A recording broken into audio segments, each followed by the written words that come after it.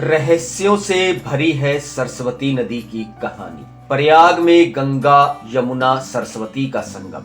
वेदों में इस नदी का जिक्र मिलता है। इसे वाणी और पानी की देवी कहा गया है। पुराणों में भी इसका जिक्र आता है। नासा, इसरो, हरियाणा सरस्वती शोध संस्थान, तेल एवं प्राकृतिक गैस निगम, हरियाणा सरस्वती हेरिटेज बोर्ड ने सरस्वती को धरा पर लाने को लेकर पिछले कुछ समय में गहन शोध किया है। इस नदी पर हुई रिसर्च ने नदी के होने के सवाल वाले मिथकों और भ्रमों को तोड़ दिया है। इस नदी के प्रवाह वाले क्षेत्र को अब तीर्थ स्थल और पर्यटन केंद्र के रूप में विकसित किया जाएगा। हिमाचल प्रदेश के क्षेत्र में आदि बद्री डैम बनाया जाएगा।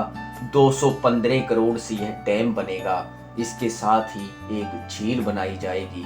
पर्यटन की दृष्टि से कालका से कलेसर तक का इलाका बहुत महत्वपूर्ण है। इस इलाके में आदि बद्री, लोहागढ़, कपाल मोचन, माता मंत्रा देवी सहित अनेक धार्मिक व पर्यटन स्थल आते हैं। डैम के साथ साथ यहाँ झील बनने से बहुत से पर्यटक आएंगे। खैर, सरस्वती नदी की कहानी अनूठी, रोचक, रहस्यमयी, लाजवाब और कमाल की है। इस नदी की कहानी पर एक नजर। सरस्वती नदी का जिक्र ऋग्वेद, उपनिषद, रामायण और महाभारत में भी मिलता है। सरस्वती की सभ्यता मोहनजोदड़ो और हड़प्पा से भी पुरानी है। अंग्रेजी विद्वान माइकल डिनेनो ने अपनी पुस्तक the last river on the trails में भी सरस्वती नदी के बारे में विस्तार से उल्लेख किया है। डेनिनो के शोध के अनुसार सरस्वती नदी पहाड़ों से निचले इलाकों में बहती थी। 4000 ईसा पूर्व यह नदी सूखने लगी। 2000 ईसा पूर्व पूरी तरह से विलुप्त हो गई। इस नदी का उद्गम स्थल हिमालय की पहाड़ियों से थोड़ा नीचे हरियाणा के यमुनानगर के आदि बद्री से माना जाता है। शिवालिक की पहाड़ियों से हरियाणा के यमुनानगर से यह उत्तरी राजस्थान में प्रवेश करती है।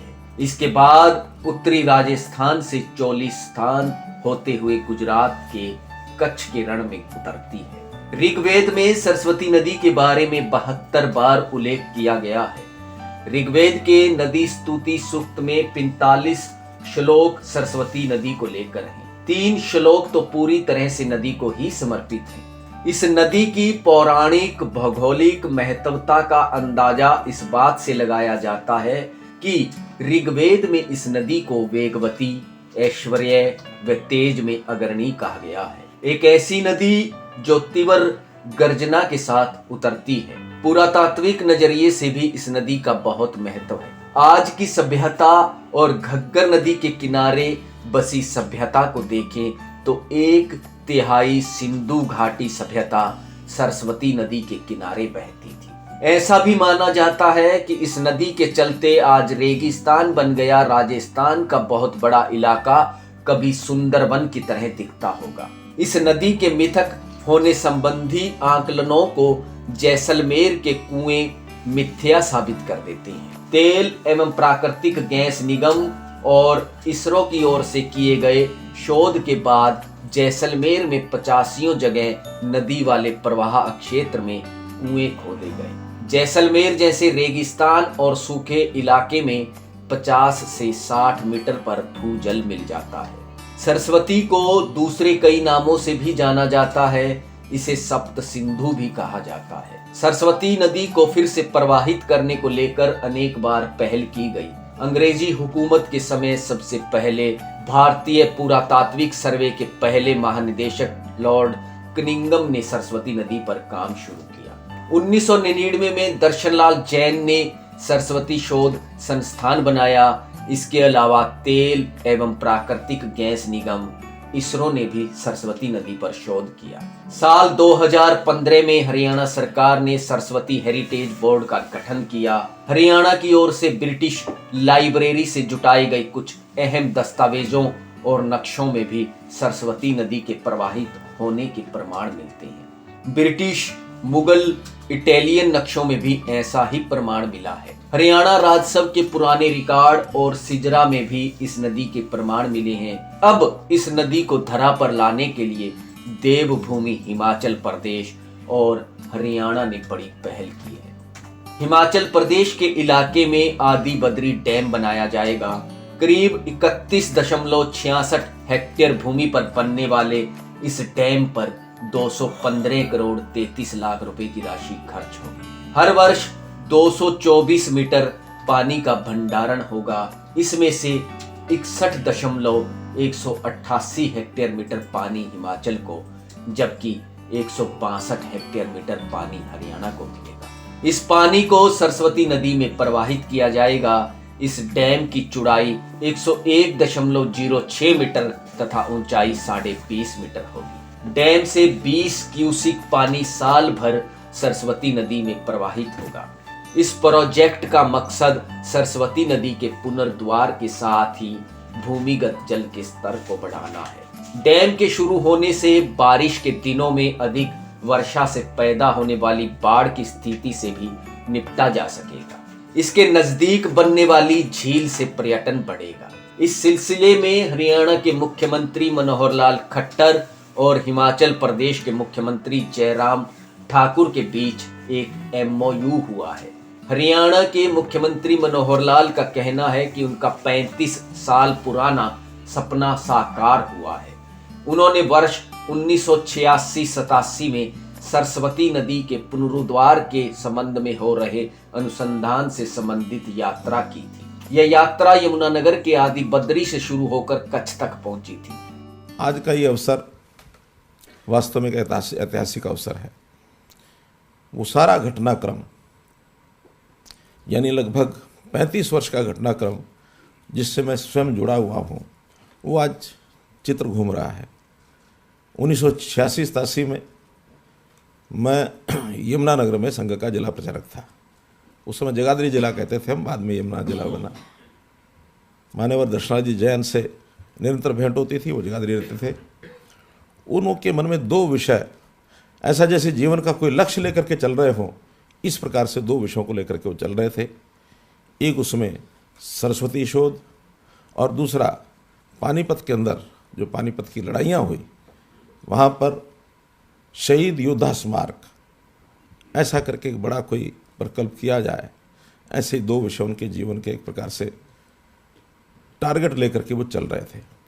जब भी मिलते इन विषयों पर वो चर्चा करते।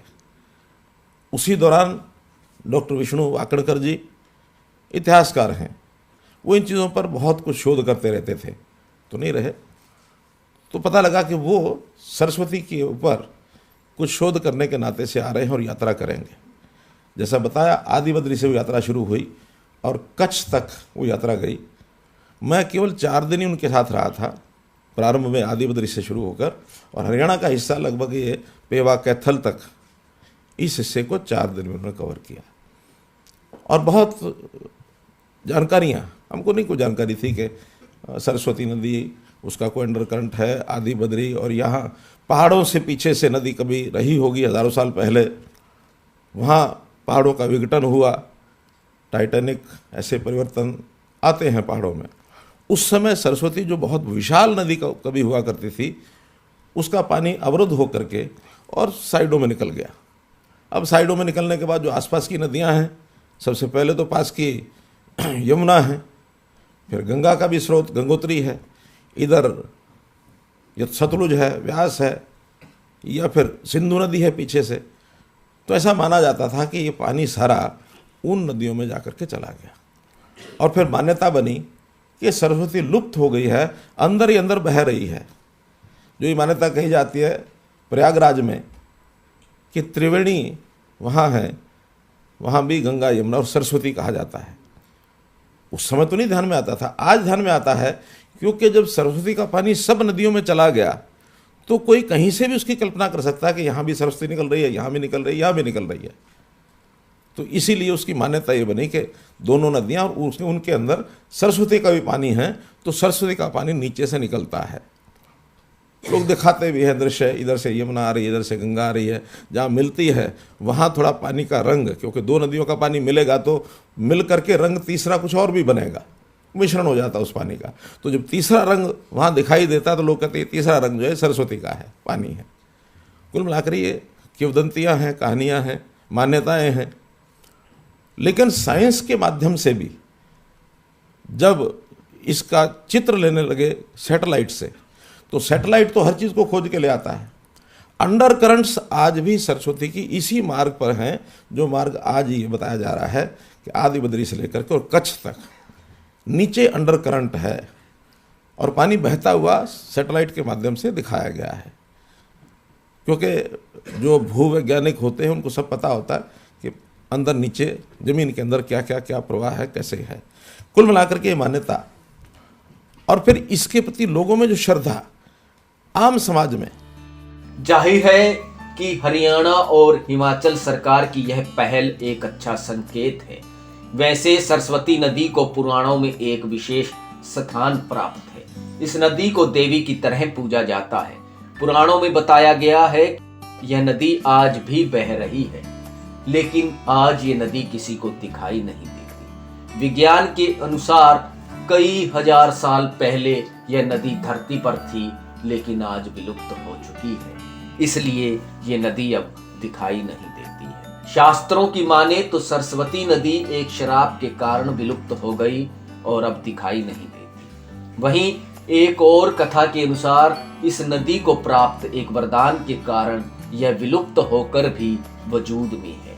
उसी वरदान की वजह से प्रयाग में गंगा, यमुना और सरस्वती का मिलन माना जाता है, जबकि सरस्वती नदी कभी किसी को दिखाई नहीं देती, फिर भी यह अस्तित्व में बनी हुई है।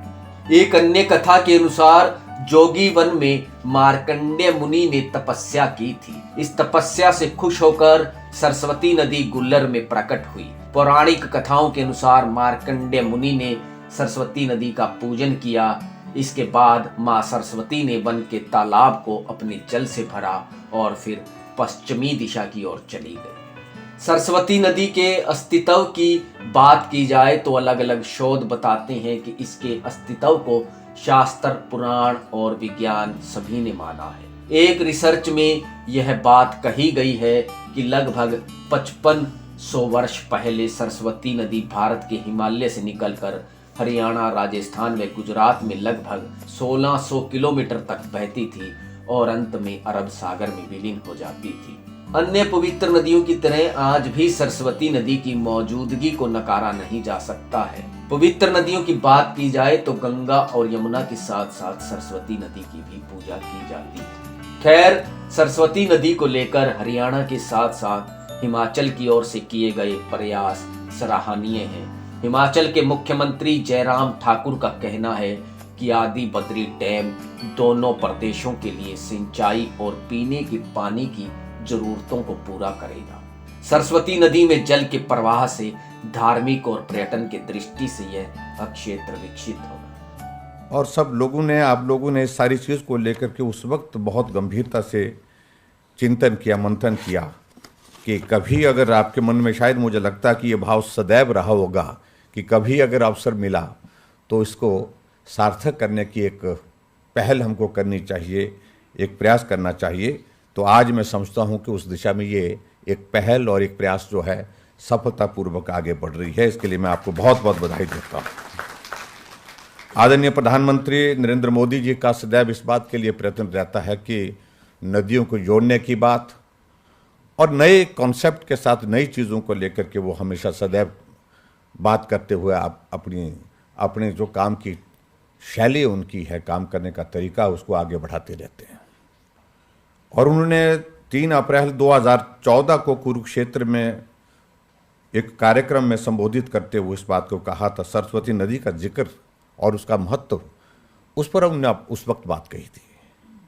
और उन्होंने जो कहा था उसका मेरे सामने में यहाँ पर एक कोट है। उन्होंने कहा था कि हरियाणा का किसान सालों से कह रहा है कि सरस्वती नदी नाला बन गई है। हमारा बहुत गौरवपूर्ण इतिहास है और हम सबकी मान्यता है कि जो वेदों की रचना हुई वो इसी नदी के किनारे पर हुई और भी बहुत सी ऐसी प्राचीन जो घटनाएं हुई वो इस दरिया के नज़दीक हुई, लेकिन किसी कारणवश ये नदी लुप्त हो गई।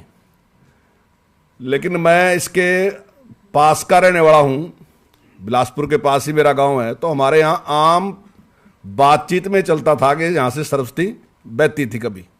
और मेरे आज भी याद है, मेरी दादी मुझे कहती थी कि धरती के नीचे चलती है सरस्वती, कोई श्राप लग गया था सरस्वती को, इसलिए सरस्वती लुप्त होगी और सरस्वती धरती के नीचे चलती है। लेकिन क्योंकि मेरी जिज्ञासा थी कि धरती के नीचे कुछ चल नहीं सकता, तो मैंने कहा दादी वैसे ही बकाने लग रही, चलती तो नहीं है। लेकिन अब वैज्ञानिकों ने भी यही बात मान ली कि वाकई धरती के नीचे से ही सरस्वती अब भी चलती है।